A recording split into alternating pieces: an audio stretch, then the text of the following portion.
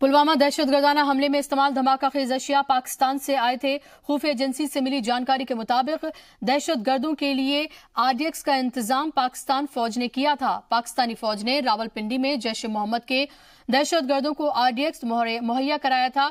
बड़ी तादाद में धमाकाखेज अशिया रावलपिंडी से पुलवामा तक कैसे पहुंचा, इसका पता लगाने के लिए सिक्योरिटी एजेंसियां इंटरनेशनल बॉर्डर और एलओसी से जम्मू कश्मीर को जोड़ने वाले सभी रास्तों पर छानबीन कर रही हैं। पाकिस्तान से सीमेंट लेकर आने वाले ट्रक्स पर एजेंसीज की खास नजर है और 14 फरवरी को हुए पुलवामा दहशतगर्दाना हमले की जांच अब एनआईए करेगी।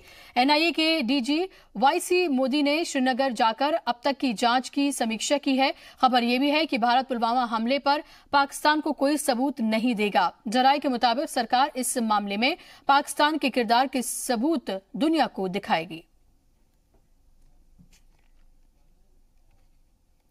पुलवामा हमले को आज एक हफ्ता पूरा हो गया है। उन कुनबों के जख्म अभी भी हरे हैं जिन्होंने इस हमले में अपनों को खोया है। 14 फरवरी को पुलवामा में हुए दहशतगर्दाना हमले में सीआरपीएफ के 40 जवान शहीद हो गए थे।